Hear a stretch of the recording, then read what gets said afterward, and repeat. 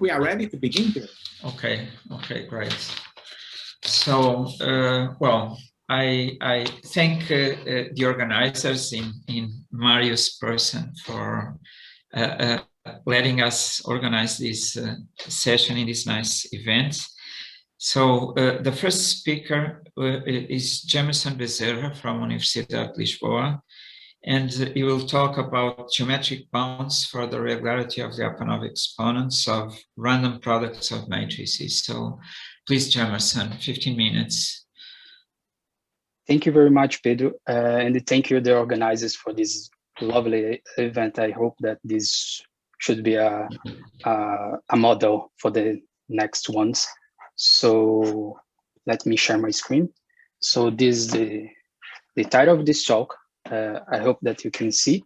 And this is a work in progress in collaboration with Professor Duarte.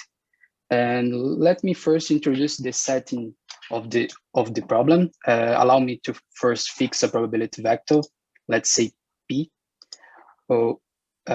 which is a two-dimensional probability vector, and consider a sequence of independent random matrices, let's say L1, L2, Ln, and so on, which have the common distribution given by this probability, which are a discrete probability with weights given by this probability vector P, and supported in these two matrices, such that for the purpose of this talk, I assume that there is a invertible and have determinant one.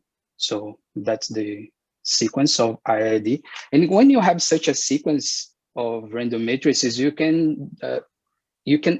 actually have a law of large numbers in a multiplicative way, which is given by this expression here, which is the exponential growth rate of the product of the matrices L1 to An, these variables. And this converges almost surely. This is a consequence of this submultiplicativity of the norm. And you can see that this limit only depends on the matrices which are given in the first slide, is 0, 1. So the probability vector, remember, is fixed. And this limit is what we call Lyapunov exponent associated with the random product between A0 and A1. So this raises a natural question. What is the regularity behavior of this function? For that, I mean, what can you say about the function that each pair of matrices associate this Lyapunov exponent? Is it continuous? Can we say that is better than that? So before entering more detailed part, I should mention that we have a very large class inside of the space of matrices. It's supposed to be a square, I'm sorry. We have a very large set in the space of pairs, which are where this map is really well behaved, is analytic, and this is a kind of trivial case, which are the hyperbolic pairs, but I will not enter in these details. I am focusing the non-trivial part where the pair is outside of this class. So what about continuity then?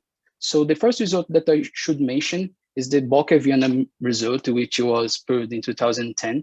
And they proved that the Lyapunov exponent actually is a continuous function of the pair. So you can move a little bit the coefficients of these matrices, A0, 1. What you get is a very good continuous behavior of the Lyapunov exponent. So can be better than that. And Duarte, Klein, Santos in 2019, they proved that no, in general is not better than that. And I will be a little bit precise in the following slides what I mean by much better. So let me introduce first what how the continuous co-cycle, how the continuous means for the Lyapunov exponent. Basically, I'm taking an open neighborhood around that point. I'm sorry, again, it's the square here. And of a pair, A0, 1. And then you say that the map is alpha Holder continuous with this alpha exponent here, if this inequality is true. So we can control the distance between the Lyapunov exponents by a power of the distance between the pair of matrices that you take inside this neighborhood U. So it's alpha Holder continuous means. And the previous result that I mentioned of Pedro, Klein, and Santos, it's exactly that there are examples where you have there are examples that the cocycle is continuous, but it's not alpha ordered for any alpha between 0 and 1. So it's a very bad behavior of this function. Okay, so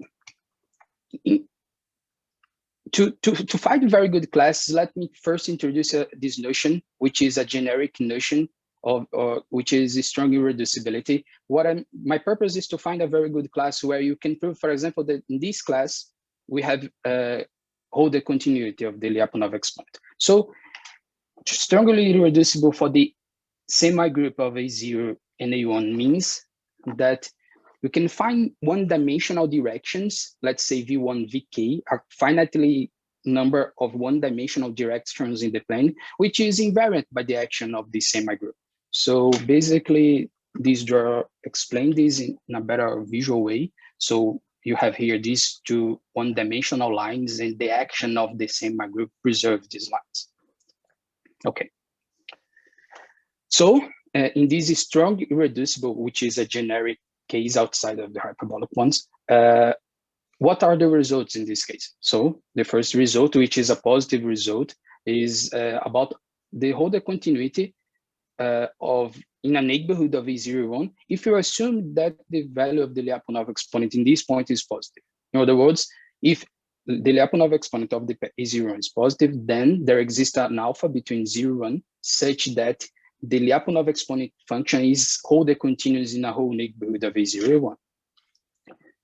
Again, in a negative direction, Halperi in 1977 showed that there are examples, even in this class, such that you can find pairs of matrices where the Lyapunov exponent is alpha Holder continuous, but the alpha exponent can be as bad as you want. For example, you can approach 0 for this examples, class of examples you can find with alpha Holder continuity going to 0. So to get a result in the direction of the Halperi examples, but in a broader sense, let me introduce a couple of concepts. First, I will talk about the Furstenberg measures. And for that, let me define what is a forward stationary measure on the projective space where this matrix acts naturally. So in the right-hand side, you can see here is an operator in the space of matrices, which in the space of measures for such that for each measure eta associates this value. This is an operator, and the measure eta is called forward stationary if it is a fixed set point of this operator, if satisfied this equation. And yeah, and I should mention here that A01 is strongly irreducible. If we get this property, then we have uniqueness of the forward stationary measure. I add here backward stationary measure because you can also define the backward stationary measure analogously by this equation, but here instead of A0, you should have A0 minus 1, the inverse of the matrix is in A1 minus 1. So analogously, you can define the backward stationary measure. And in the case of strong irreducibility, you have uniqueness of these forward and backward stationary measures. And in the literature, you see these defined as Furstenberg measures. Those are these unique forward and backward stationary measures. Okay, and let me say a few words what is the dimension of these forward and backward stationary measures. And it's a result by Hockman and Solomiak, which was proved in 2017, and which showed that actually we can define a proper notion of dimension of these measures. And in other words, these measures are exact dimensional. And what this means is that this limit exists in this constant almost everywhere with respect to each one of these measures. And that's defined the dimension of the measure. It's good to highlight here that this is a result of what was known in the literature a long time for the experts, but it was only formalized, appeared only formalized in 2017 in this paper of Hoffman and Solomon. Yeah. And with these notions, let me state the result.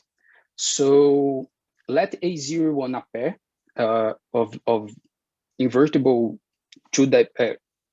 invertible with determinant 1 matrices satisfying the following conditions. First of all, I will assume that we are in the context of the Holder continuity that I was showing you before. So we have a strong irreducibility assumption of the sigma group generated by these matrices, and you have positivity of the Lyapunov exponent.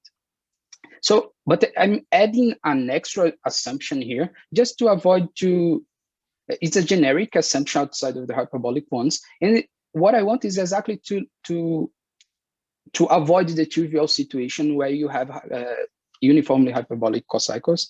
I will not enter into the details, but this hypothesis is a generic hypothesis in this scenario.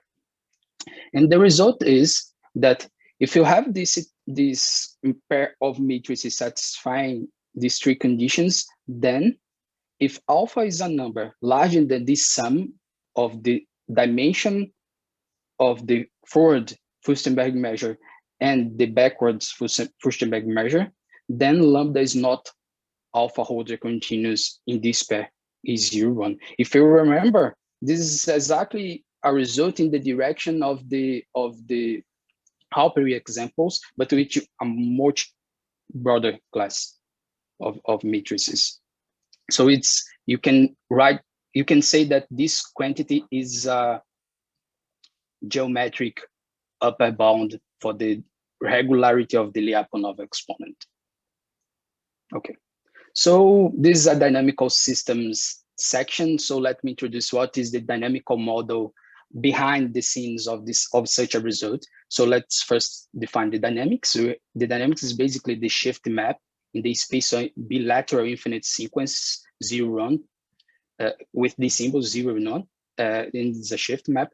And the measure is nothing more than the Dirac, the discrete measures with weight P0 and P1 in the symbol 0, 1, and you consider the product measure in the product space. And it's well established in the literature that this is an ergodic system. It's even more than that. Okay, and with this language, we can associate for each pair of matrices this map, which associates each sequence one of these two matrices depending only on the 0th coordinate of the sequence. So what's written here. And then we can recover the value of the Lyapunov exponent using this map, now taking the product along of the action of this map along the orbit. At some moments, most of the people in the literature refers to this map as the cocycle, and this is the Lyapunov exponent associated with this cocycle, which depends only on the pair of the matrices. So we can recover the value of the Lyapunov exponent, and you have a very good language to describe the behavior of the Lyapunov exponent. Yeah. So in the few time that I have, I will try to give you a flavor what type of mechanism appears to try to prove a result which is a kind of negative result which guarantees lack of regularity of the exponent. So the idea is to cause a breakdown in the value of the Lyapunov exponent. So first, let me introduce a concept which I'm calling matchings. For that, first remember that if you take a linear map, a matrix, this acts in the circle in the following way. It takes a circle and sends in an ellipse. It can be a circle, but it can send in an ellipse.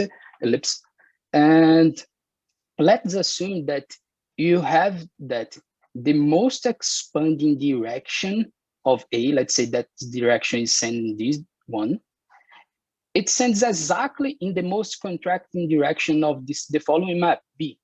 So what you get is that you get a very good hyperbolicity in the first case, but in the end, B kills this hyperbolicity. So that's what I'm calling a matching. So you can cancel the amount of growing that you have by this product of two matrices. So that's exactly what is written here. So A maps its most expanding direction exactly into the most contracting direction. So if we want to cause a breakdown in the value of the Lyapunov exponents, we should find many words with matchings. So that's the purpose of that's the idea behind the proof. So let me show you a few pictures and how to cause such a matchings, how to create such matchings. So first, the idea is to pick two vectors in the project space, let's say V and U, and the idea is to find a word that sends V and U. So first of all, consider this interval I, which you can think in a very small interval, and pick this point U, and you are picking another point V in this project space. So by the hyperbolicity, a very good assumption and positivity of the Lyapunov exponent, and the part of the support of the stationary is everything, you can see that you can find many words where you enter in this interval by a forward iterate, and you pick a V. And by the backwards interaction, you can see that you also enters in the Zolder interval J. And let's assume that the rotation, which is the elliptic element, sends I and J. Remember that you have a elliptic element and you send I and J. So that's the situation. When you take the image of the elliptic element, you get something here, and you really want that these were the same. And what you do, you embed your map, your cocycle, in a one parameter family in such a suitable way that you can move this parameter to find out this matching. And that's the flavor behind of the proof. So to suitably embed the cocycle in a one parameter family and then get these matchings and count the number of matchings in a lot of combinatoric enters. And my time has ended. Thank you very much. Yeah, thank you very much, Emerson, for this lovely presentation.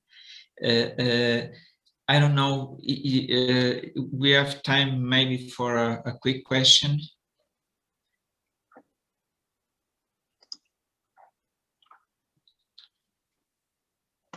I have one. Yes, please, Paul. So, Emerson, in your theorem, you have three hypotheses. Doesn't the third implies on the second? Let me go back here. Just to show. Yeah. Stronger reducibility. Actually, this kind of synchronization can be made just with elliptic elements, probably. Yeah, I think so. Yeah. Maybe we'll simplify a little bit. Yeah, maybe you simplify. I'm just want to let me say a few words. I really want to emphasize that we are in the context of Holder continuity of the Lyapunov exponent. So these first two apods in blue, I highlighted to say that I'm really in this context. But yeah, you are right. The third condition, the irrationality element should mix the directions. Yeah. Thank you very much for the observation. Yeah. Yeah, just one observation. I think one of the results you credit me and Silvius should be of Lepage. He was the one who proved Holder continuity. Well, this is just a minor remark.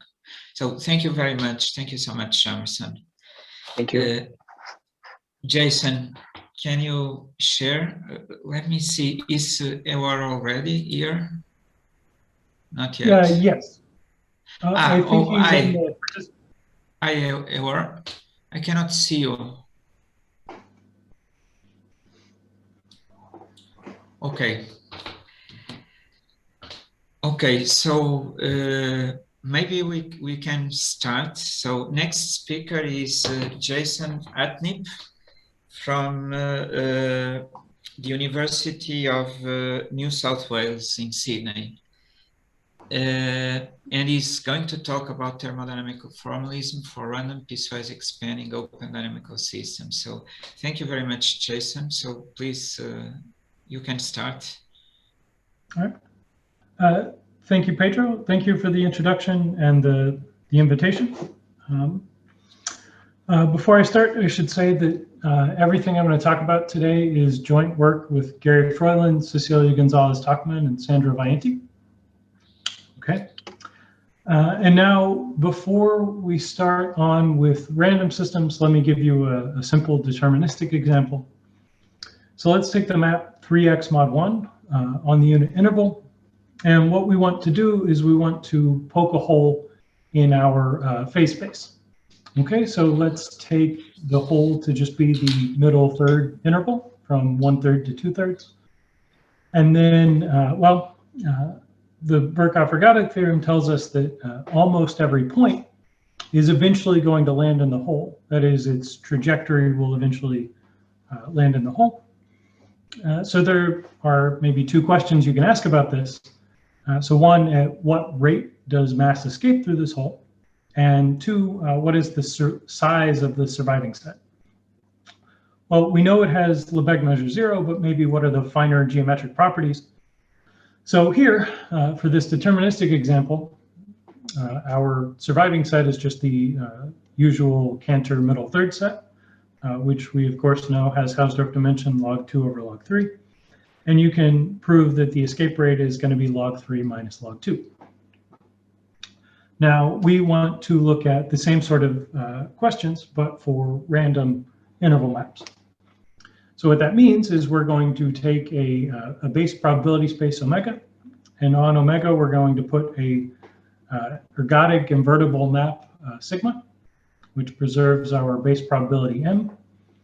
And now for each omega, we want to pick a map T omega from the interval back to itself, which is surjective, and such that there exists a finite partition z omega of our interval, such that for each of these partition elements, T omega of z is going to be an interval, and T omega restricted to z is going to be continuous and strictly monotone.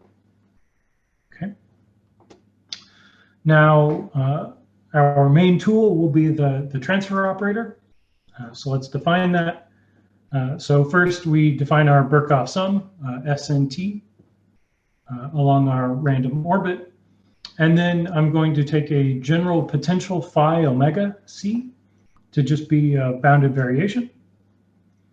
And I'm going to define my weight function g omega c to just be the exp of Sn of phi. Okay. And so in the usual way, we define our transfer operator to just be the sum over the inverse images of our weight function times our test function f. Now, for all of this, you see that there's a little subscript c, and that is going to denote that these are all objects on the closed system, so the dynamical system without holes. Okay. Now, we need some assumptions on this closed system.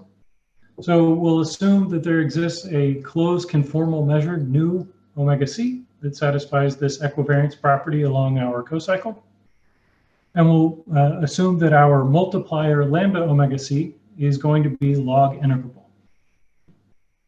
Now, with the same group, Gary, Cecilia, and Sandra, we proved that a large class of closed systems that we called random weighted covering systems satisfied these properties, and then as long as you had two main assumptions, that our map was covering and that we had what we called a contracting potential, which is the kind of random equivalent of saying that the supremum of the potential is strictly less than the pressure.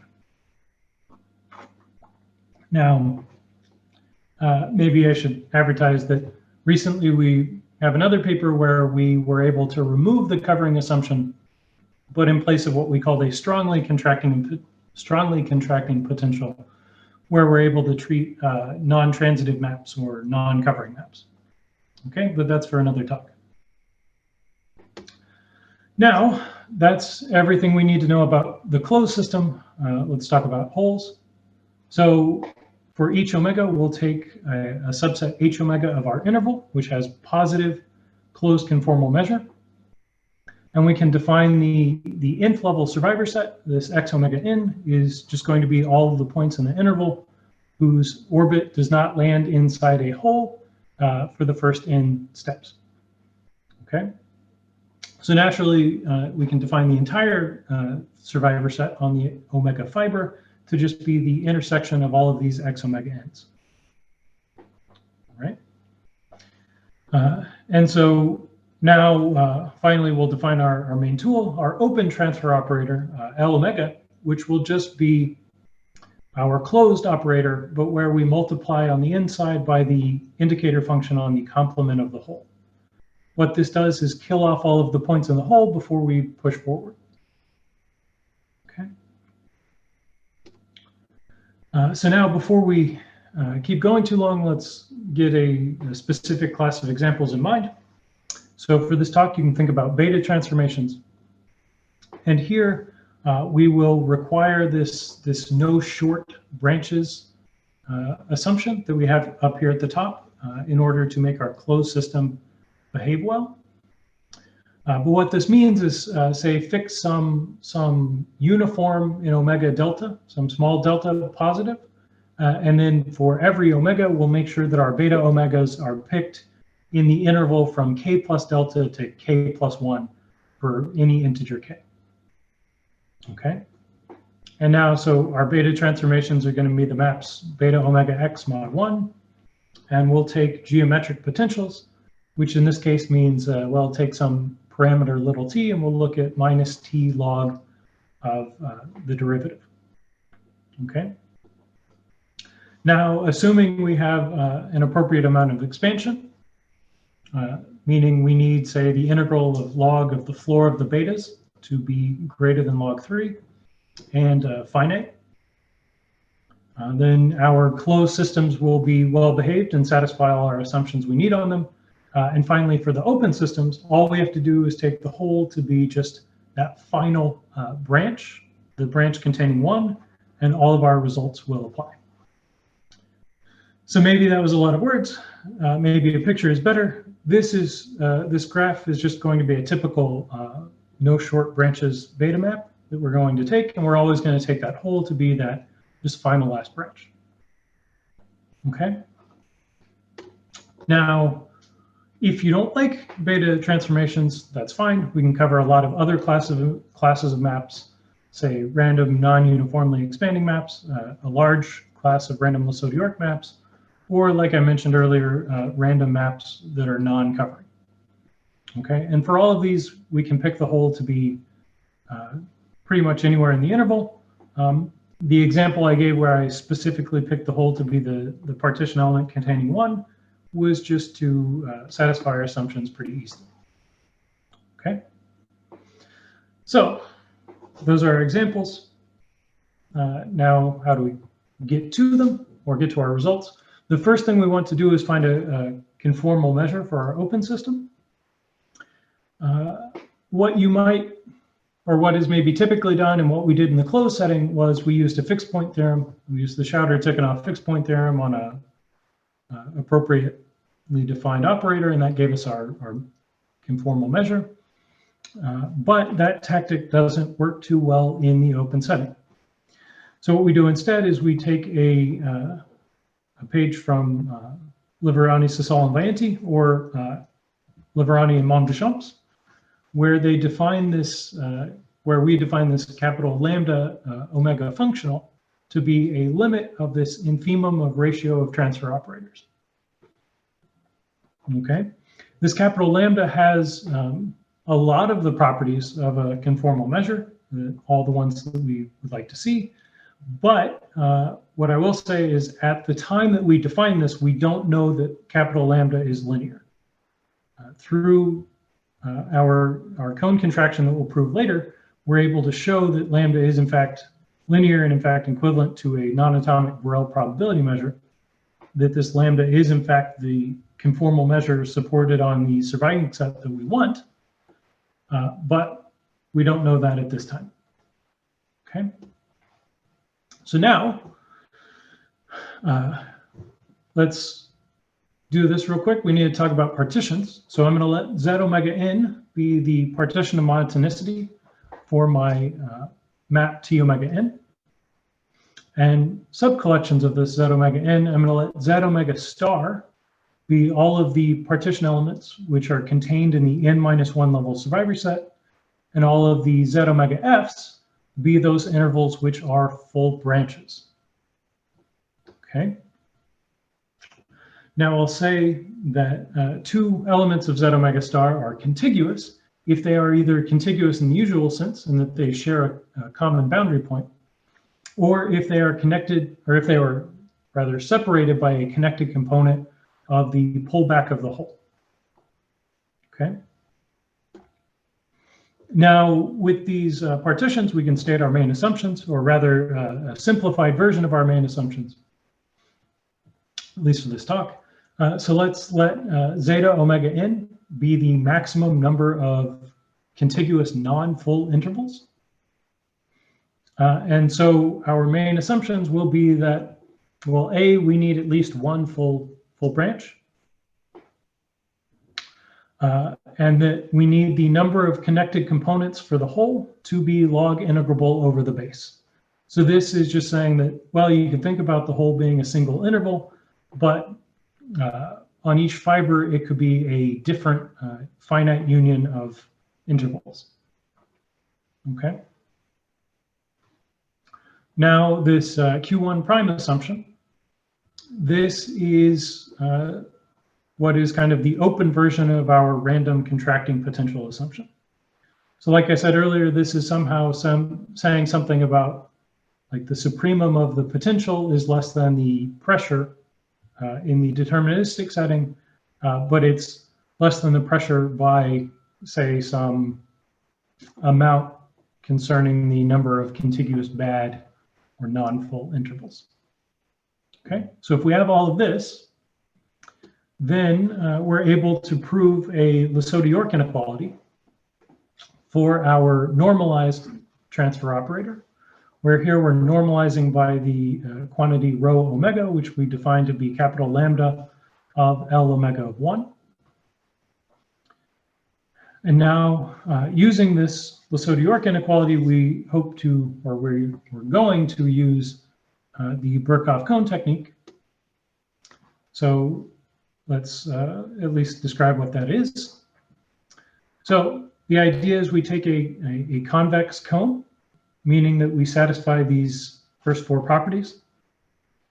And what Birkhoff showed is that if you have a positive linear operator, which maps one cone into another, then that operator L is going to be a strict contraction in the Hilbert metric. Okay. So our goal now is to put this in terms of random cones. So our random cones will be this C omega plus, which will be just all positive BV functions, and then C omega A, which is going to be all the functions whose variation is less than A times this capital lambda functional value. Okay. Now we're going to use a result of Liverani, Sassol, and Vaienti, where they were able to connect this contraction in the Hilbert metric in terms of the soup norm metric. Okay. Now, using this this cone contraction, we're able to prove a cone contraction for our random cones. And what that means is that we're able to show that the sequence L sigma minus n of 1, if we push forward, if we go back n steps and then push forward n steps, then our cone, our sequence will be Cauchy in the cone. Okay. Can everyone hear me? Seems like maybe there's a problem. Yes, yes. Okay, good. It's okay. Yeah, I'm listening to you. Sorry, my internet's been real bad all day, so I was a little scared for a second. No, we All have right. no problems. Perfect. Okay, so a few more minutes. So what do we have? We have a Cauchy sequence in our cone C omega plus. So that means that this sequence L omega n of 1 converges to some BV function Q omega, which is fixed by our normalized random transfer operator and is a density for our capital lambda function. Okay, furthermore, we get these nice limiting characterizations for our density Q omega and the multiplier rho omega. And now using this cone contraction, we're able to prove that this capital lambda functional is in fact equivalent to a Borel non-atomic probability measure, nu omega, which is supported on our survivor set. Okay. Now, let me just tell you the last few results, and then I'll be done. So our open conformal measure nu omega, if we multiply that up against our density Q omega and call that measure mu omega, this is going to be an invariant measure for our random system, and it satisfies an exponential decay of correlations. We can also talk about escape rates. So to do that, let me define the expected pressure, which is just going to be in the closed setting, the integral of log lambda omega c, or in the open setting, we'll just integrate the log of our rho omega multiplier. And what we're able to prove then is that the escape rate of both our closed conformal and invariant measures is equal to the difference in the expected pressures. This open invariant measure, mu omega, is going to be a relative equilibrium state for our open system, meaning that it satisfies this, this variational principle. Okay, where the soup is taken over all of the invariant probability measures supported on the complement of the whole. Okay, and my last slide, we can also prove a Bowen's formula result where if our map is on average expanding, and we look at the map, little t goes to the expected pressure of a geometric potential phi t, then what we're able to show is there exists a unique zero for this expected pressure function, and that unique zero is equal to the Hausdorff dimension of the surviving set for almost every fiber. Okay, so with that, I will say thank you and stop. Thank you very much, Jensen, for this lovely talk. So I think we have time for one or two questions.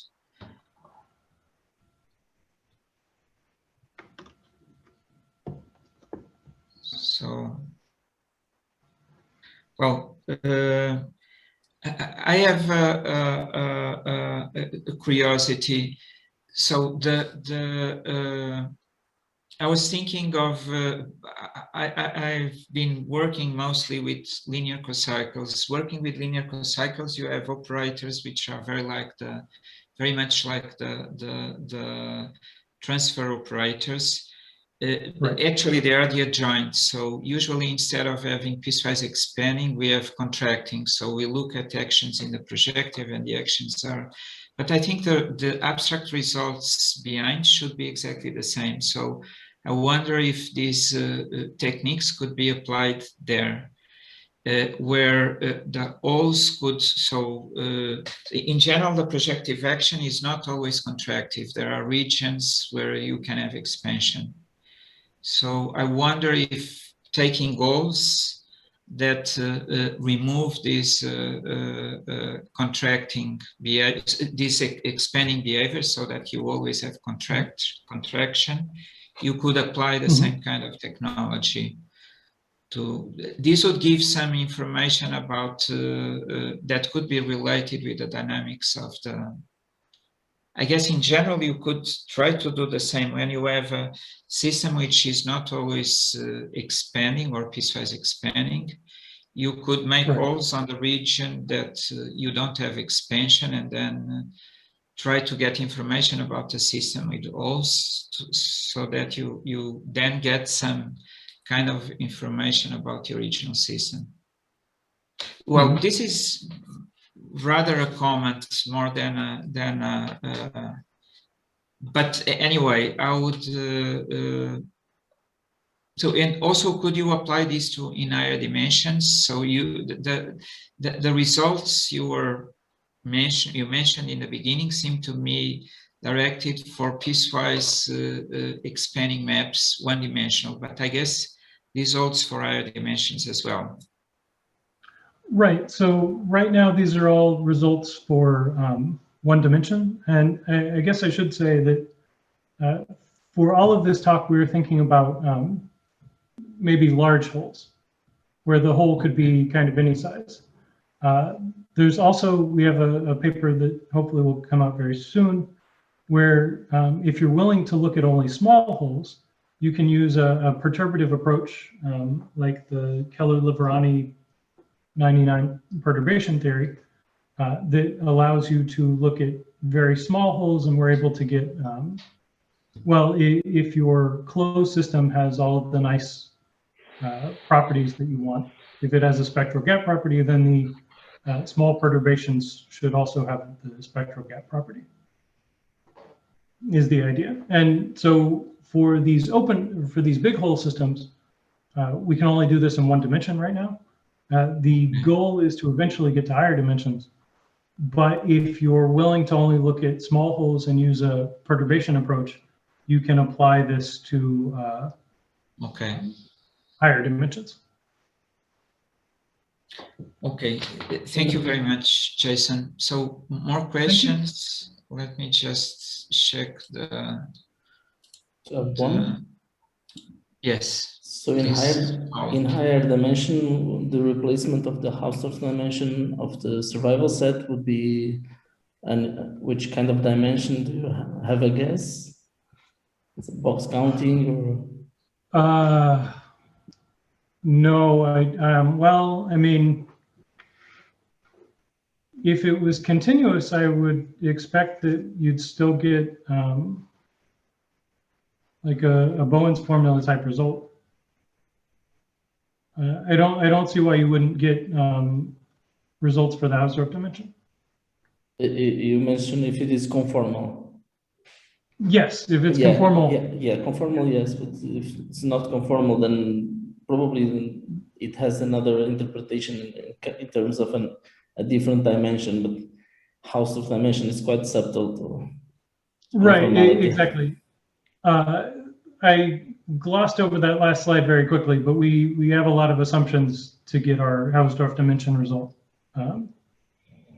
Okay. So yes, it would still need to be very nice in the higher dimensional setting. Mm-hmm.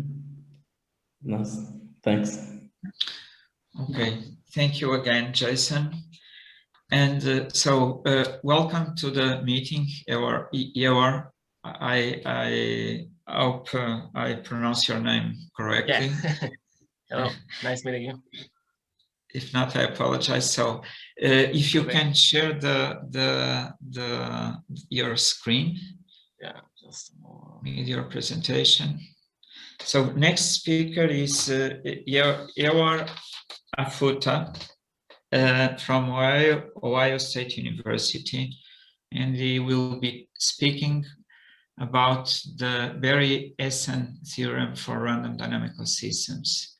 So thank you, Eor. When you want, you can start.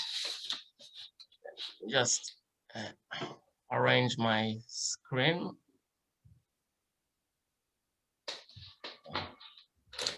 Okay, can everybody see the presentation? Everything's Yes. okay. Everything's okay. Yes, perfect. Okay, so let me start. First, I want to thank Pedro for the invitation. So this talk is about optimal convergence rate in the central limit theorem for random dynamical systems. Let me first start from the classical results about IID sequences. So we have a sequence of independent and identically distributed random variables with zero mean, positive variance, and finite third moment. And as usual, we consider the partial sums, Sn, of these variables, and then we self-normalize it by dividing it by its variance. So a classical work due to Berry and Sen independently in the early 40s states that you have optimal convergence rate in the CLT. Namely, you consider the supremum norm of the difference between the distribution functions of the normalized sum and the standard normal distribution function. And this is big O of 1 over square root of n, where square root of n is the magnitude of the variance. This is the point here. And in the independent case, you have these specific constants appearing, but in general, of course, you do not expect such specific constants, but the rate is preserved. This is the topic of this talk for random dynamical systems. Okay, so before I start talking about random systems, let's talk about what happens in the deterministic case. So for independent variables, the point in the proof is that you have this multiplicative behavior for the characteristic function. This is just a product or the nth power of a single characteristic function, appropriately normalized. And now Berry and SN developed tools that connect between the difference of two distribution functions and two characteristic functions to get the result. This is the so-called Berry-SN inequality. So in the early 60s, in 61, Nagaev extended or developed a spectral theory that allowed him to obtain optimal rates for functions of stationary elliptic Markov chains. In 1983, this was extended to interval maps. Now we're in the regime of dynamical systems. And in 1988, this was extended to subships of finite type with natural applications to Anosov maps via Markov partitions. The main point here is that everything is proved using spectral approach. So the characteristic function can be, think about the Markovian case. So it can be represented as an integral over the nth power of some perturbation of the Markov operator, or in the dynamical system case, the transfer operator. I will soon give an explicit example, a formula. So the idea is that using spectral methods, or more precisely spectral gap, you can show that these operators behave like a one-dimensional operator, because these operators are quasi-compact. So this gives you that the characteristic function is essentially approximately the largest eigenvalue of the eigenvalue with largest modulus, or a certain perturbation of the Markov transfer operator. And this is its nth power. And now you can develop it around the origin, similarly to the case of independent variables, and get the Berry-SN theorem by using the Berry-SN inequality. Okay, so the main technical tool is the Berry-SN inequality, which can be used. This is a robust inequality. It can be used anyway, and plus the spectral method. So this is the new thing in the case of non-independent variables, the spectral estimates. Okay, so this talk is about random dynamical systems. So as in Jason's talk, we have an underlying ergodic probability preserving system and a family of random maps. From, say, we have a metric space XD, which is bounded. I can consider also random spaces, but for the sake of simplicity, let's consider one bounded metric space. And we're taking an observable U from the product space. This is just a measurable function, real valued measurable function. And we consider the fibered functions G omega, which are viewed as random functions. And then we, as in Jason's talk, we consider the standard random Birkhoff sums generated by the iterates of these maps together with the function U. And here the dynamics is just generated by the iterates of these different maps along the trajectories of omega, along the theta trajectories of omega. So in general, our goal is given a t-invariant ergodic probability measure on the product space, okay, where the T is the usual skew product. And let's consider, let's call its fibers mu omega. These are just the projections to the second coordinate, right, to x, but the omega projection to x. Mu is decomposed as an integral of mu omega dp. This is the definition of mu omega. So the goal is to consider these functions s and omega as random variables. How do you do that? You take a random variable which is distributed according to mu omega and just plug it inside these functions. Okay. So this gives you a random quantity where omega is fixed, but it comes from a set of full probability. And then you're just centralizing these functions and normalizing it by dividing them by the square root of the variance. So the variance is 1. Okay. And the first step in all of these problems, like studying limit theorems for the random variables s and hat, is the existence of the so-called asymptotic variance. Of course, in general, for a general ergodic measure, you do not expect to get anything. What I have in mind is only measures which satisfy exponential or at least some kind of the curve correlations.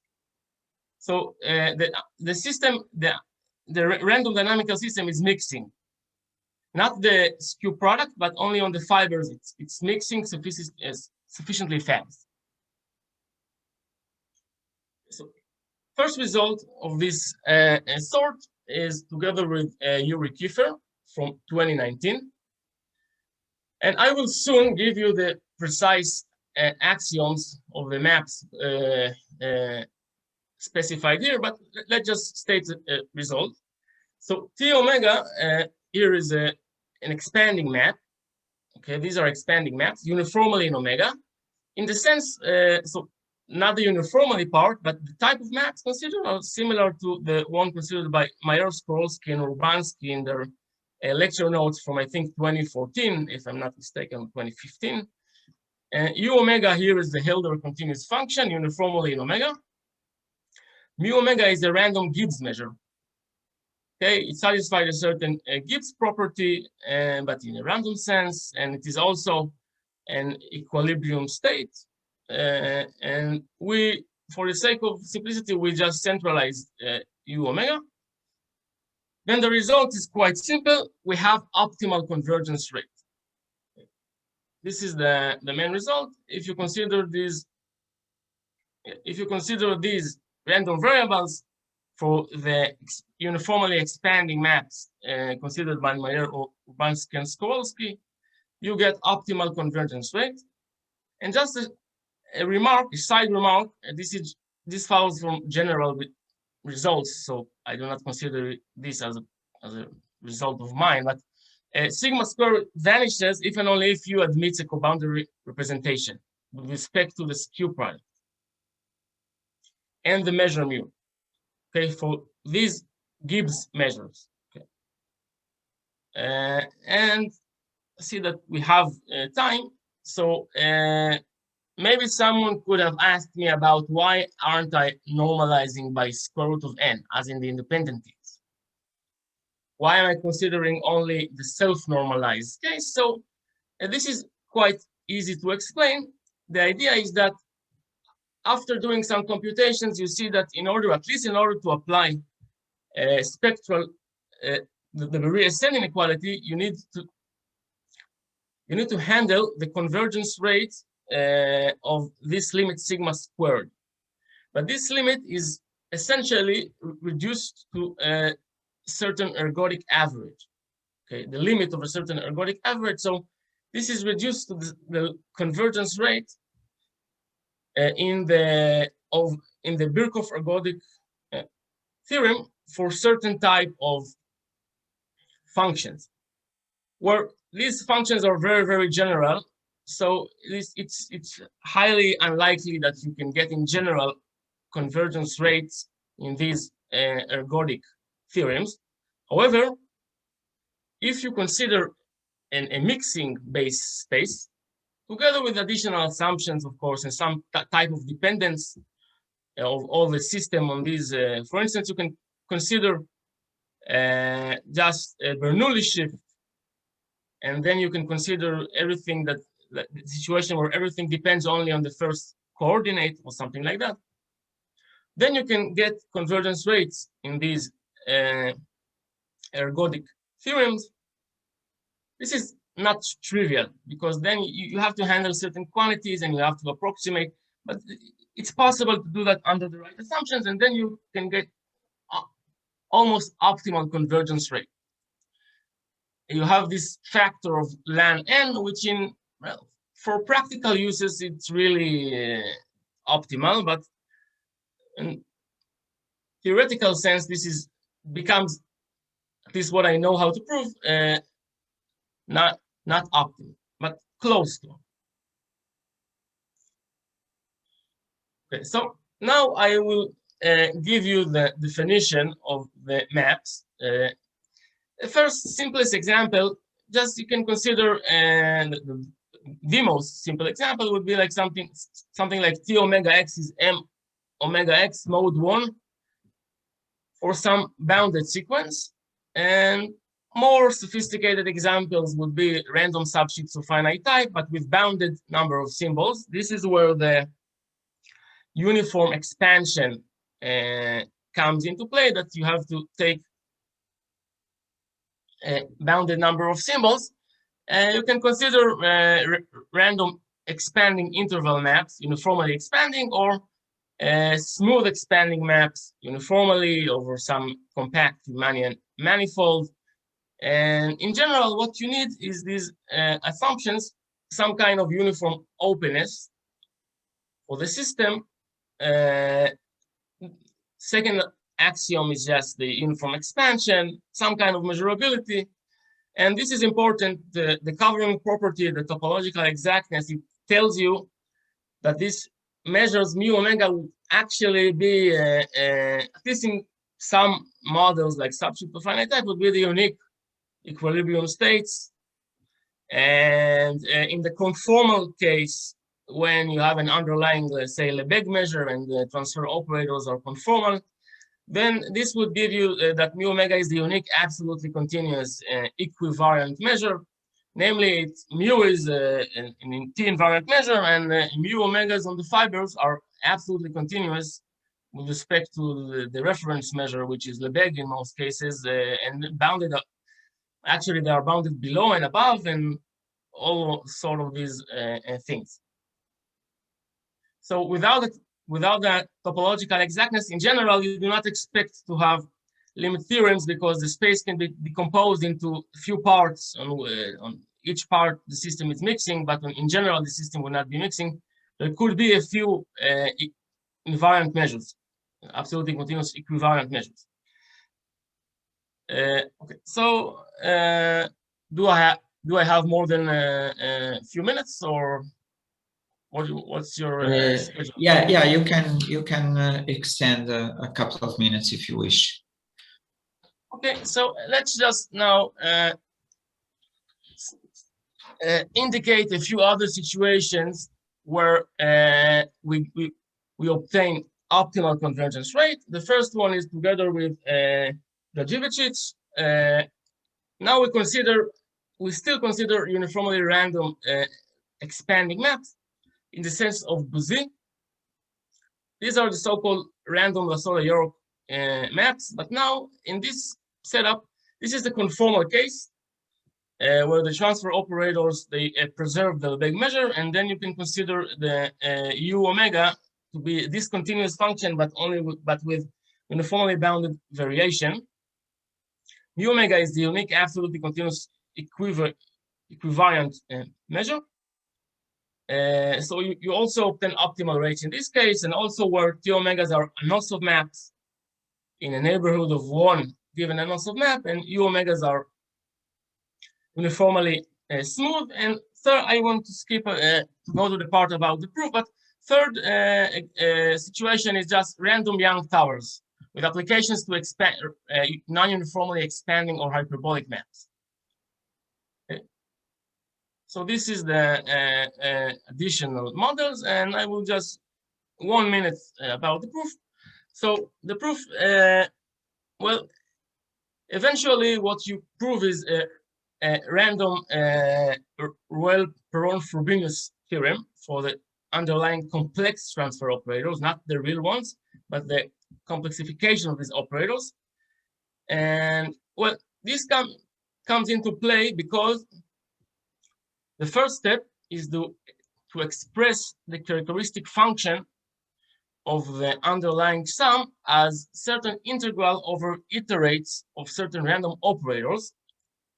Okay, so when you take here t equals 0, you're just getting the dual of the Koopman operator corresponding to t. And then for to t omega, okay, with respect to mu omega, and then you're just usually perturbing it using the map, like this is the usual exponential perturbation using the function u omega. So the main idea is to show what is written here, to show that these iterates of these operators, say, apply to the function 1, say, because in general you can also get something. They behave like a product of random variables times some function which really does not play a big role. So this is done usually by proving a Reuel-Perron-Frobenius theorem. And the tool here would be complex cones. So we have a complex version of the Hilbert metric, projective metric, and using result ideas of Rho, Hans Henrik Rho, he developed a complex version of projective metrics. You get some kind of canonical, complex conic contraction, and this gives you this estimate, this multiplicative behavior. Now the lambdas play the role of the characteristic functions in the independent case, right? In the independent case, you will just get an actual equality where lambdas would be the characteristic functions of the individual summands because of independency. And in general, in the non-independent case, considered here, you get this multiplicative behavior. Okay, so this is the key. This is the key tool to apply the ideas of Beria ascent from the 40s, to use the so-called Beria ascent inequality. This requires you to recover the one-dimensional behavior. I've finished my lights. Okay. Thank you so much, Yoar, for this very nice talk.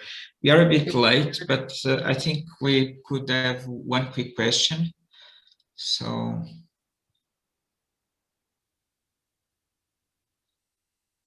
no? Well, I'll just ask you one question. Can you get, for instance, these are seem to me very explicit. Could you get the constants that control the convergence explicit in terms of conditions on the original system? I mean, could you get some sort of stability that these? Yeah. As for controlling the constants, this depends in some point on the convergence rate towards the asymptotic variance. So I can just tell you what is the constant, but it would depend on first hitting time to some set or something like that. Okay. Okay. But about stability, I'm not really sure what you're asking about, but if you're asking about stability of the lambdas, for instance, with respect to the dynamics, so if you consider about the stability of the rate of convergence, the same sort of rate. This is a nice question. You say that in the neighborhood of one system, can you get the same? Yes. I believe so. Yeah, I believe that this is true in the neighborhood of, if you consider one deterministic system, and then you consider only maps in the neighborhood of this system, you should get, I think you should get like non-random constants. I believe this is true because eventually I can control the difference between the variances quite nicely. This is and I really don't need a convergence rate, but only the first time the variance starts like, growing linearly fast. Okay, This is thank really, you. so I believe this is, should be true. Great. Thank you, Yoar, once again. So let me just now give the floor to Paulo. Paulo, can you share your screen? Yes, I will try. I'm sorry for the delay, but I think we have, you can speak for 40 minutes and we will still have time for questions in the end. Can you see? Yes. Okay. Yes, thank you. So the next speaker is Paulo Varandas from CMUP, the Research Mathematical Center of the Porto University, and also from the University of Bahia.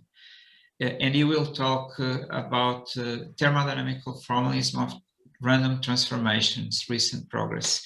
So thank you, Paulo. Please go on. So thank you very much, Pedro, for the kind invitation. Thank you for the organizers for making this event happening even during the pandemic. And so I'll talk about thermodynamic formalism for random maps, a kind of on the direction of the talks that you have heard by Georg and by Jason. So the overview is that I will first start with deterministic dynamical systems to put everybody on the same page to set notation. I'll just remind you what's the rational principle, what's the equilibrium state and Reel's theorem. And then I will report on two results on random dynamical systems, both for quenched and for annealed systems. And I want to make this precise distinction between these two classes.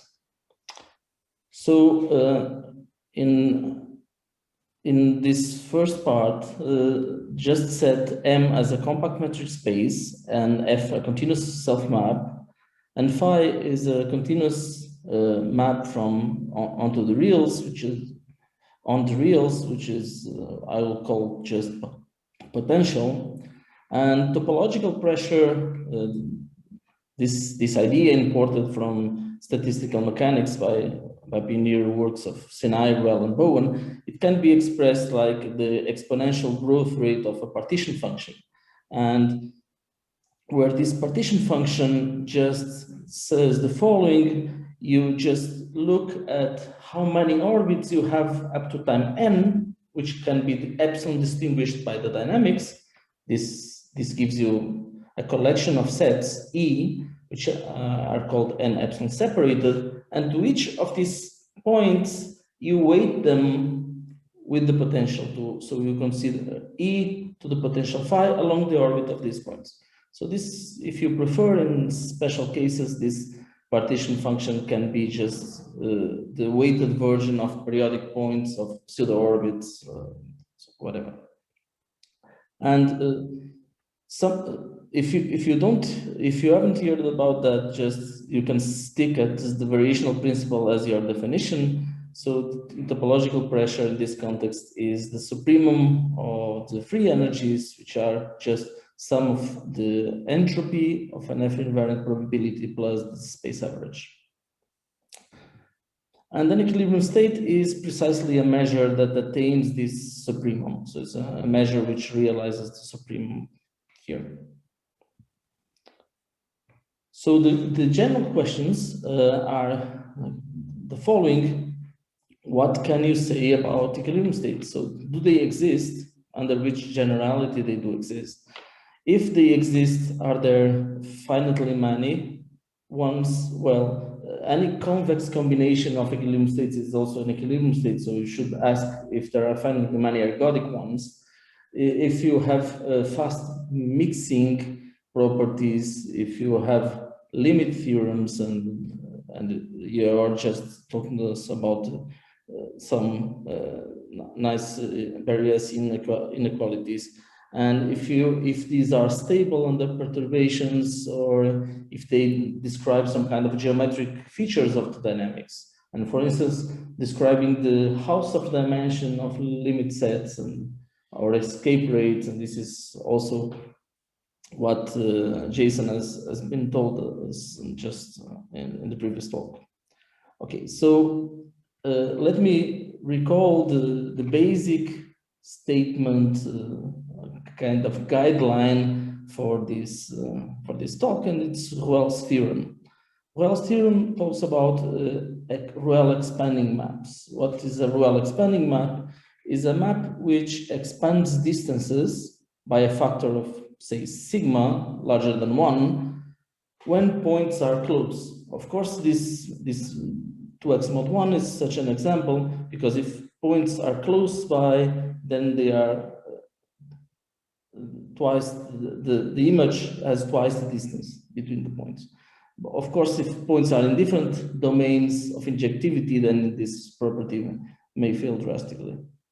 And this definition is nice because it in some sense it allows also objects which have just a metric structure as shift of finite type and don't have derivatives, so that we can say just the derivative is larger than 1. So Ruel proved the following theorem: if X is a compact metric space and F is a Ruel expanding map and phi is a Hölder continuous potential, then there exists a triple. So lambda is a positive number, h phi is a Hölder continuous positive function, and nu phi is a probability measure, such that the unique equilibrium state, mu phi, is absolutely continuous with respect to this measure, and the density h phi satisfies these two relations here. So h phi is an eigenfunction associated to lambda phi for an operator lambda phi, and nu phi is an eigenmeasure for the dual of this operator. And in this case, actually, lambda phi is the exponential of the pressure of the potential. So let me just recall the notation for this transfer operator.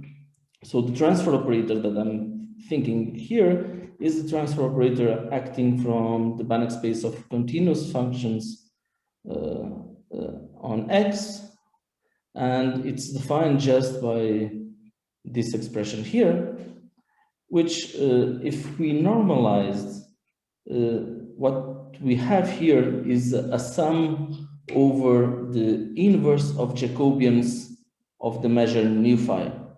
So in some sense, this transfer operator just plays the same role as the change of variables formula. And this is, the name can be taken of this principle of transfer of mass. So if F is non-singular with respect to nu, then the push forward of a measure absolutely continuous with respect to nu, say G nu, is also absolutely continuous with respect to nu, and its density is given by the expression given by the transfer operator. So in particular, if you have a fixed point for this operator or for the normalized operator, then this is an invariant probability measure.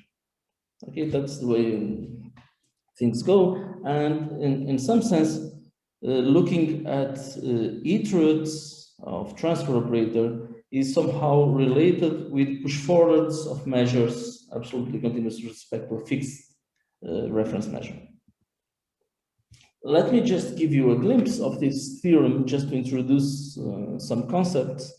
And a strategy to prove this theorem could be as follows: just take a map which goes from any probability on the dual, the image of this probability by the dual of the transfer operator suitable normalized. This is a map from the space of probability. This measures onto itself. Then Schauder fixed point theorem gives you a fixed point, which is nu phi, which is a kind of quite an independent way of building this measure. And then nu phi is expanding, And this comes directly from the fact that the map is expanding. But what this means is that the dynamic ball has, if you look from a point x to fn of x, and you push back a ball of sufficiently small radius, then you have backward contraction. And since the Jacobian of the measure is Hölder, then this allows you to prove that the measure of a dynamic ball is essentially given by Birkhoff sums along the orbit of a point, and this is called the Gibbs property. Well, so how to build equilibrium states? Then you can, for instance, use the favorite Cesaro averages as used in Krylov-Gogolev theorem, and then you observe that these measures are absolutely continuous with respect to nu phi, and this is the density, and then you just have some compactness argument to prove that these densities accumulate somewhere, and this eigenfunction, this function is an eigenfunction for a transfer operator, giving you a fixed point as before. And then you have a further step, which actually consists of showing that invariant Gibbs measures, as the ones that I just described, are exactly the space of equilibrium states. And uniqueness goes in this final step, because it's easy to prove that F-invariant Gibbs measures need to be unique, while a priori it could be harder in the case of equilibrium states.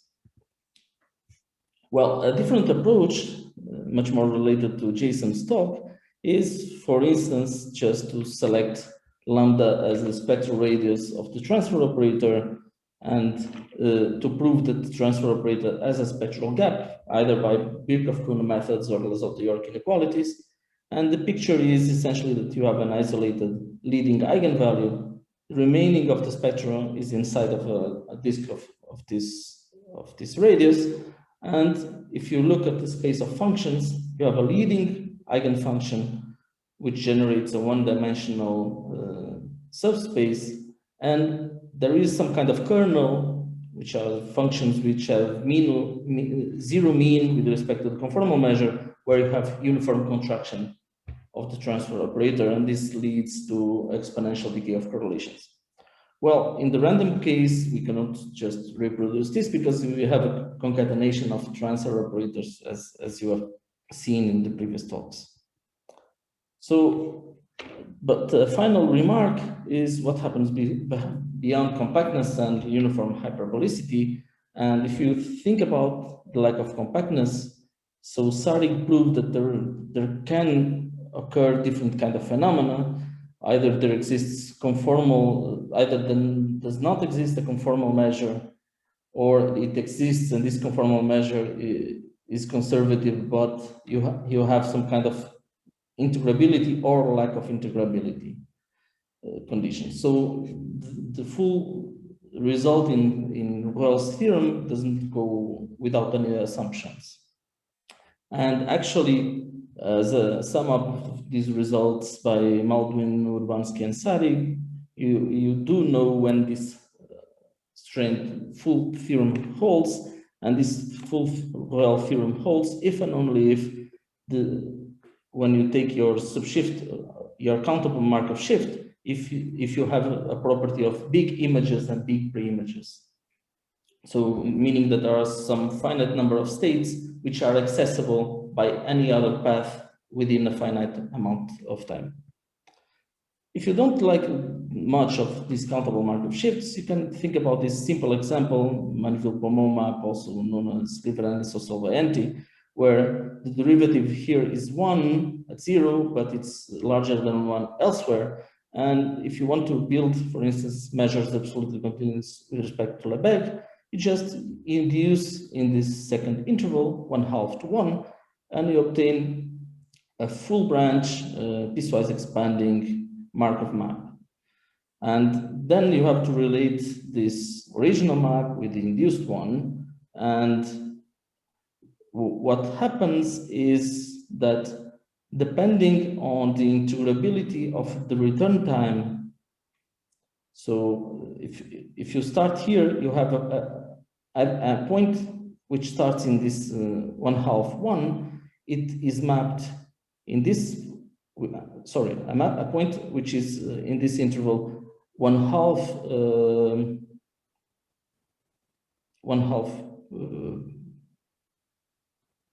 3/4 is mapped in this 0 1/2, and then it starts to grow, and then it comes back to this other interval. And this return time from the interval 1/2 1 to itself plays the important role. So if alpha is sufficient, is larger or equal than 1, meaning that this is quite tangent, then the orbits get stuck there and the time to return is larger. And for that reason, actually it is proven that for alpha larger or equal to 1, this integral of the return time is infinite, while for alpha within 0 and 1, this integral of the return time is finite. And so it means that in the first case, there exists no probability measure absolutely continuous with respect to Lebesgue, while in the second case, you have a probability measure absolutely continuous with respect to Lebesgue. And by passing formula, these are equilibrium states for minus log of the Jacobian, but it's easy to see that the derivative here is 1, so the Dirac at 0 is also an equilibrium state for minus log of the Jacobian. So in this case, you just have a unique equilibrium state because the measure absolutely continuous with respect to Lebesgue is infinite, but here you have two equilibrium states, and this causes that the pressure function is not C1 smooth. But in either case, these two functions are not analytic. So in some sense, you can say just that you have here a phase transition of order 1 and here a phase transition of order 2. But if you look at the picture, so these phase transitions are associated to the presence of one single point where the derivative is 1. So it is kind of identified by the locus of non-hyperbolicity. But if you think about what happens near the potential constant to 0, then you don't have any kind of phase transition. And this is potentials close to 0 are sometimes referred as the high temperature regime. Okay, so after this introduction, let me tell you about our random context. Let us start to fix the notation. So omega will denote a Polish probability space, P is the probability, and theta will be a measurable, invertible, and ergodic map.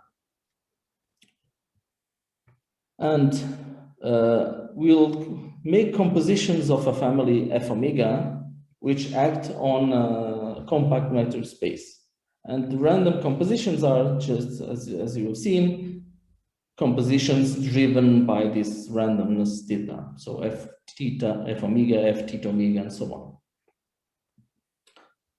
And the corresponding skew product is simply given by a map, which on the first coordinate, you apply the map theta, and on the second coordinate, you apply the corresponding dynamics that you have at the fiber omega. So this space X is a subset of the omega times M. And of course, when you iterate this skew product, you kind of recover the random orbits just in the second coordinate. In the first coordinate, you have just iterates of theta, and the second coordinate, you have these random compositions. So a random probability measure on M will be a measurable function, taking values within the interval 0, 1, such that it is a probability measure. If you fix almost every omega, then it is a probability measure on M. And if you fix a Borelian or a measurable subset, then this family varies measurably with omega. And sometimes you use this notation of mu as mu omega as the collection. So an F invariant probability measure is a probability measure such that, so it's invariant by the skew product. So since theta is invertible, then it just says that the distribution that you have on the fiber omega is mapped onto the distribution that you have this on the fiber theta omega, and this is the equivariance relation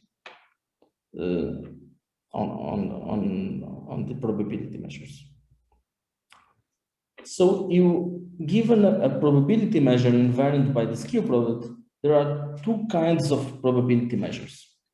Either you project down on the probability measure that you started with, and this is associated with quenched random dynamical systems, or you don't. Well, and if you don't, then these measures, you say, well, maybe these are not interesting, but actually, if you think about annealed random dynamical systems, you actually need to take both of them. And this is the first difference between the quenched and annealed dynamics. So let me discuss a little bit further about these quenched and annealed random dynamical systems. So given a potential which is measurable on omega, continuous on each fibers, and which satisfies an integrability condition, is an L1, then the pressure function may be defined by this variational principle here. What it says, you look at invariant probabilities which project on your randomness P, and you compute the entropy plus the time averages. But here now the entropy is this fibered entropy or this conditional entropy, which just observes what is the entropy on the fibers. It doesn't really matters what's the dynamics theta. And if you think about the annealed random dynamical systems, these have been much less studied, and the pressure can be defined as the supremum over all invariant probability measures of the same quantity here with an extra term HA, which denotes the entropy per site. So it's a Kullback-Leibler entropy. And if you don't know what this is, it doesn't matter. You just have to see that this is larger or equal than 0.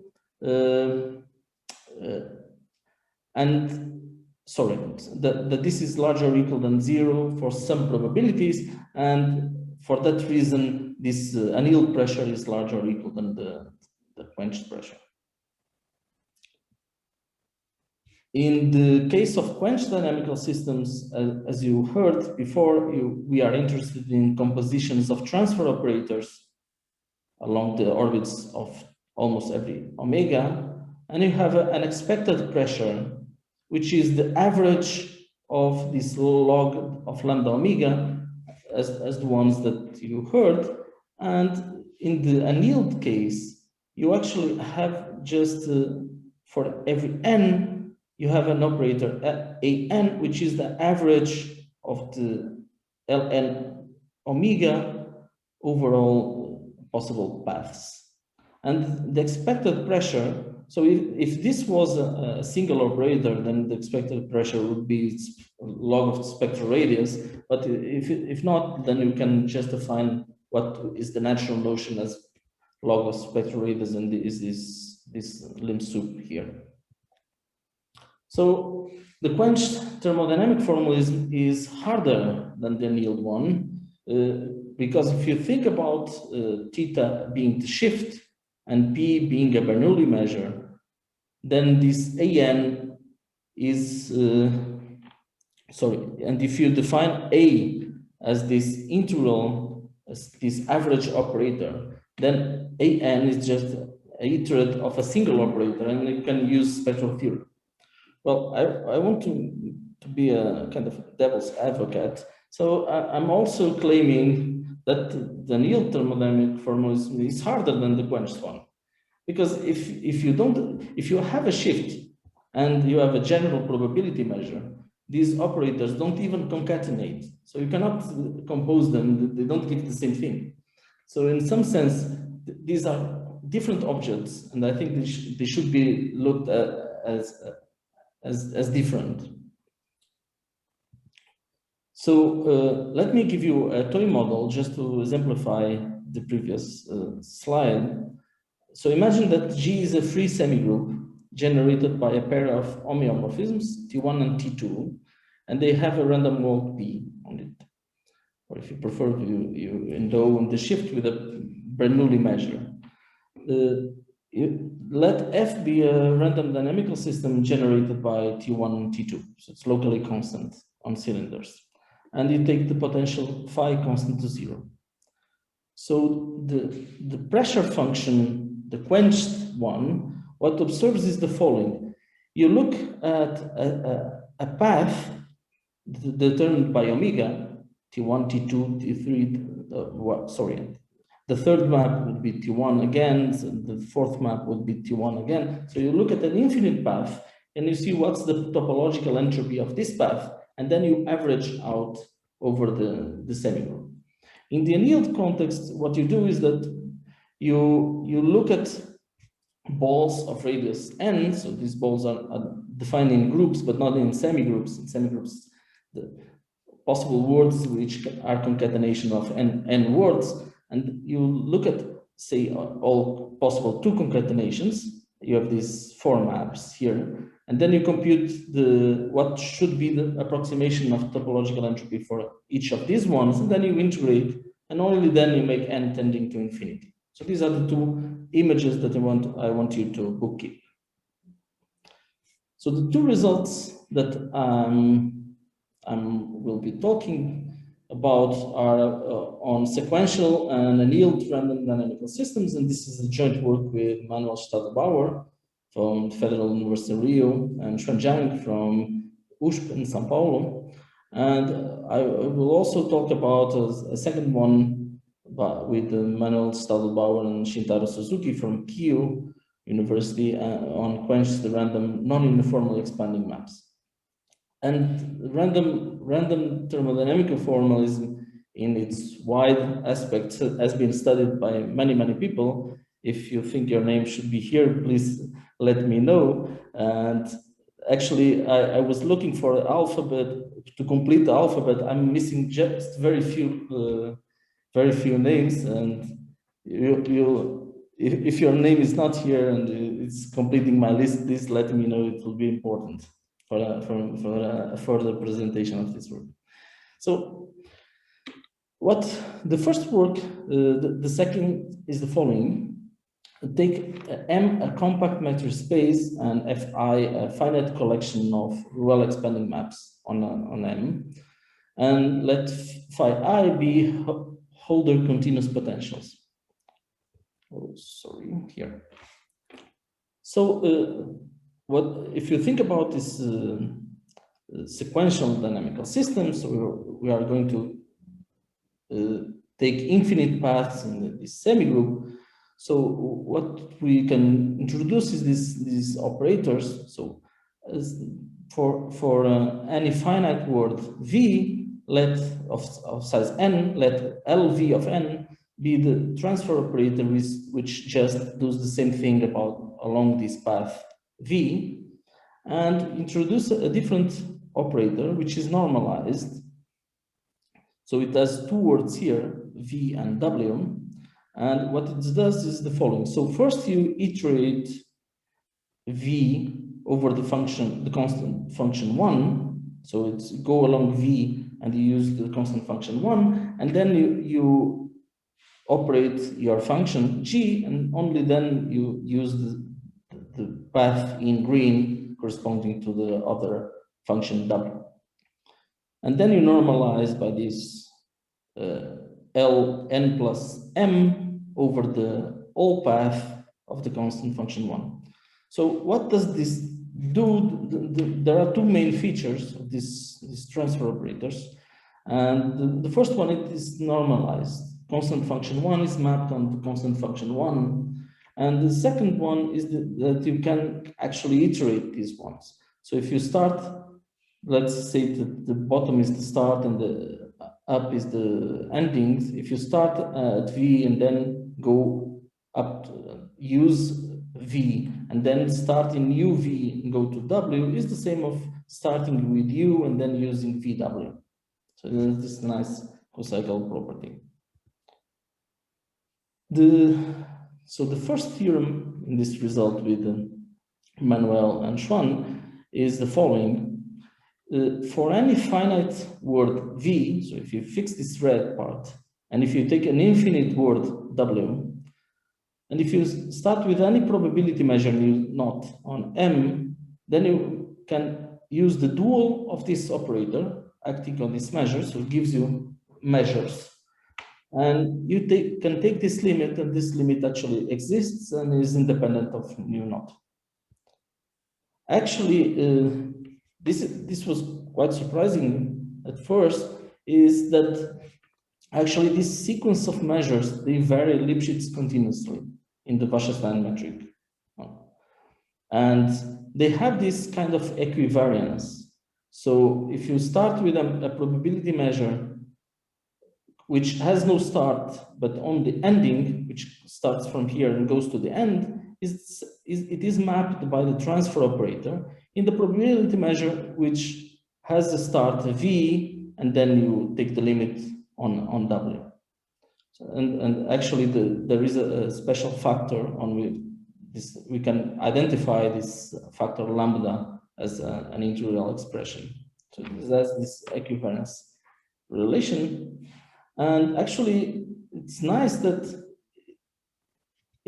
often in ergodic theory, you know that even in the Birkhoff ergodic theorem, you always say that the beginning doesn't matter what's happened. The important thing is the asymptotics. And this is also the same thing. Actually, these measures, having a start or not having a start, they may be different measures, but they are equivalent because of this property too. And what you can also prove is that these transfer operators, they have this decay of correlations. So here, yes. And well, we wanted to give meaning to this kind of asymptotic measures.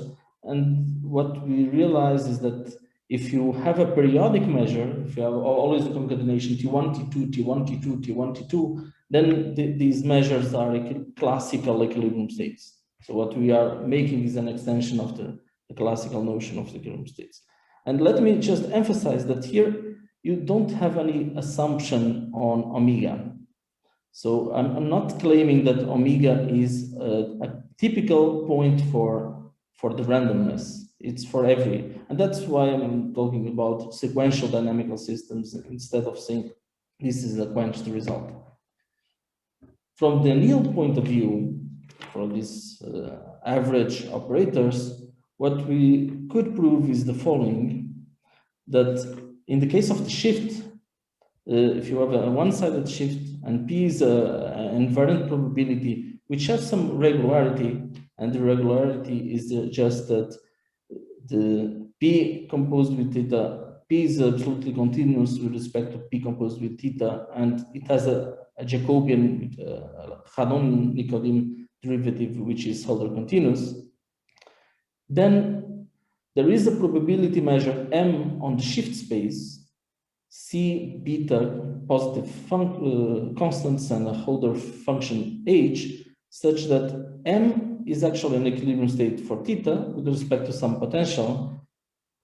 And if you take this F invariant probability measure, which has M as a marginal and mu omega on the fibers, then you have these kinds of convergence. First, we have a exponential decay of correlation statement for the average operators normalized by the constant function 1, and you can actually also identify what would play the role of an eigenfunction, what play the role of an leading eigenvector. And this kind of makes a reconstruction process from the annealed from the quench to the annealed. So mu omega are measures given by the sequential dynamical systems, and these in order to obtain equilibrium state for the annealed one, you just have to find a suitable probability measure, which turns out to exist to this assumption on Holder continuity of this Jacobian. And some comments is that apart from Baladi's result on expanding maps, we don't know any other. If you know, just let us know. And in this paper, you can also find some results on invariance principles or boundary of semi-group actions, and also for Bowen's equation for Hausdorff dimension of fibered sets.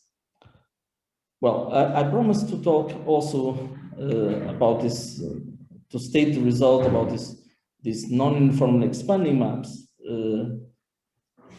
Georg already mentioned this paper by Myers, Korulski, and Urbansky, which generalizes the one by Cannon and Kiefer. And let me just write a little bit differently the distance expanding condition, which just I can draw here what it means. It means that for almost every omega, you can find instants, say n of omega, such that every point from this fiber has a hyperbolic time. And the hyperbolic time is precisely what I drawn in the deterministic context, that balls are iterated backwards with exponential contraction. And so the issue is that all points here are having hyperbolic times at the same time. And this is a consequence of the fact, for instance, of having uniform expanding fibers. So in particular, this is a thermodynamic formalism, which if you look at the quenched context, you are dealing with probability measures such that they all have only positively abnormal exponents. And let me give you a toy model for you to bookkeep. And this toy model is the following. Take the Manville-Beaumont map. So it's bad here. Take the kind of the inverse of the Manville-Beaumont map. It's bad on this region. And take another map which is expanding here, and there's an attractor at 1/2. This is a third map. So if you look at the skew product, there is a bad region here due to neighborhood of 0. There is a bad region here due to the neighborhood of 1. There is a bad neighborhood here. So there is no good fibers and bad fibers. And this causes some problems in the analysis. So what we proved, or the context that we worked with, is assume that your base is ergodic. So you have C1 local diffuse, as here. They have a degree, and the degree can be split in some of two quantities. The first one is the number of contracting inverse branches, or the number of expanding branches. And this is, we always require that to have at least one. Lambda omega minus inverse is the smallest contraction on this inverse branches. L omega, the largest expansion on the inverse branches. For instance, here, lambda omega would be 2 if the contraction would be 1/2.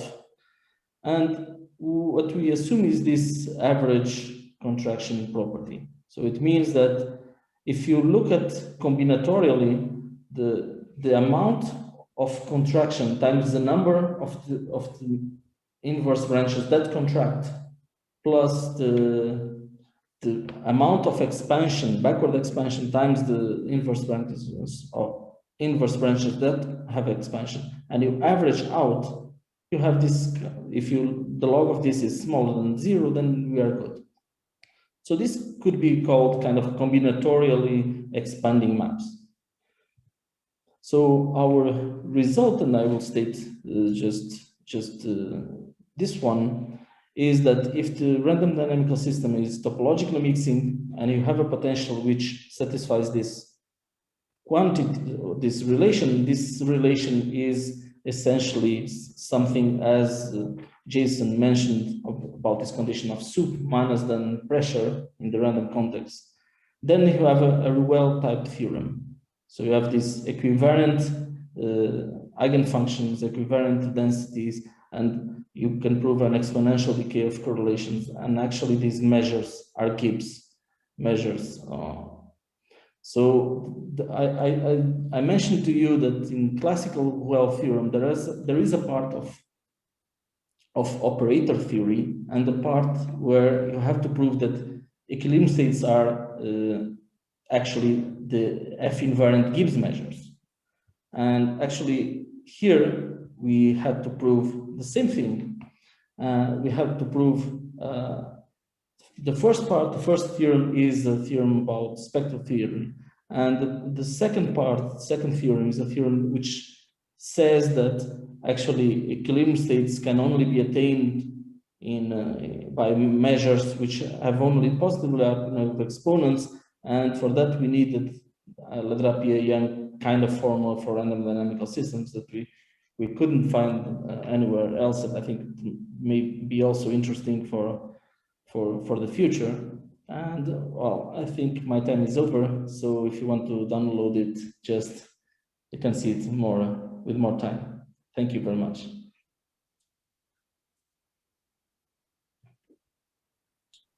Thank you so much, Paul, for this wonderful and so clear presentation.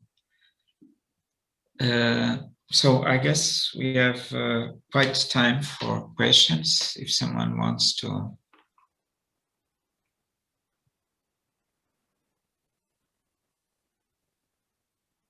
I have a question, Paolo. In the annealed part, the first part of the talk, are you using cones somewhere, like projective metrics to get the? No. Yeah, exactly. You have here some kind of. Yeah. So there are two parts. So let me just mention here. So this first part here, you can imagine that you are having cones in some sense, but so you are taking these push forward measures, and what you obtain is that they are contracting in the Wasserstein distance.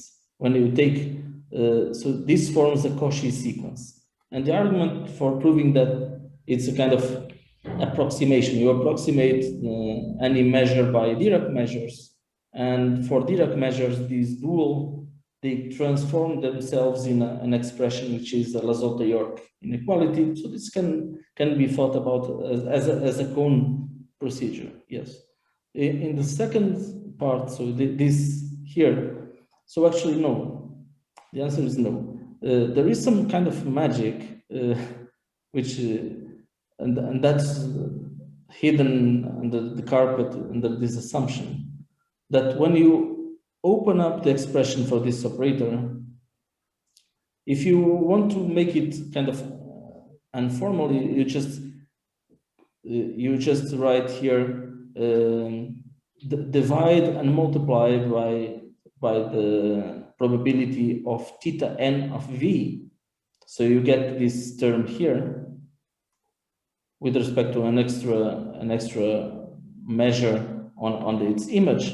And what we prove is that this term here behaves like the an of 1, as this function, up to a term which involves a transfer operator for the shift map.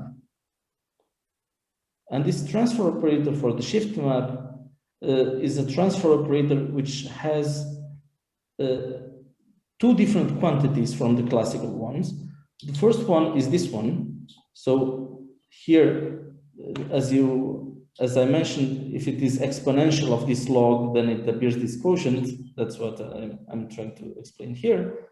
And there is a different, also another term which is given by these lambda omegas.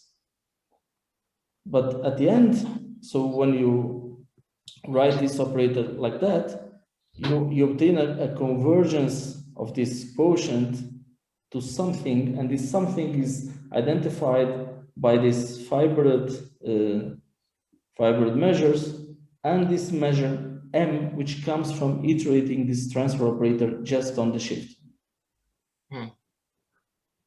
That's what I wanted to say about this equilibrium state for a Hölder continuous potential. I see. So M by itself is some kind of a limit or transfer operators, like apply to some measures, and then I see.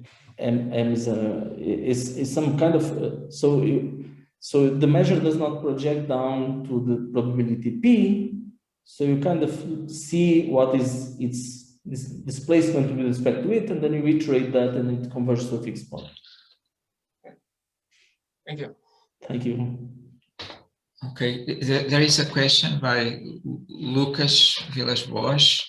He says, hi, Paulo, in the slides of theorem 1, that the P to the N operator used in the limit reduces to a usual composition in N operators when the setting is taken to be deterministic. So this is a question. Can you, well, I'm reading the question. I don't know if you can read it also in the Q&A. No, I cannot without so I'll read again. But I think I understood. So if you are in the deterministic context, then all these L operators are the same. Yes. So essentially what you obtain here is just, yes, the dual of the iterates of a single operator, yes.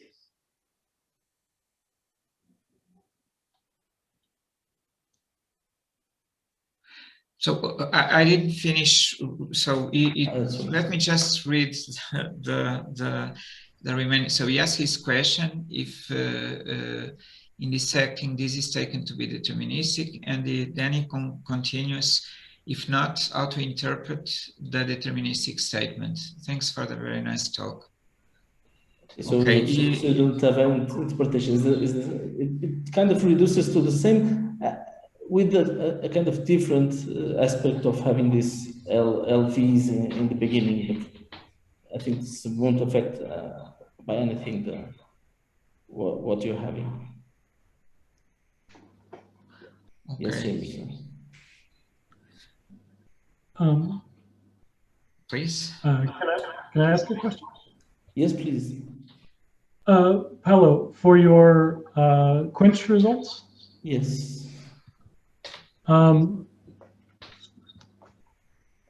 So were your systems uniformly expanding? Or, oh, okay. So this K omega constant that you have for your decay of correlations? Yes.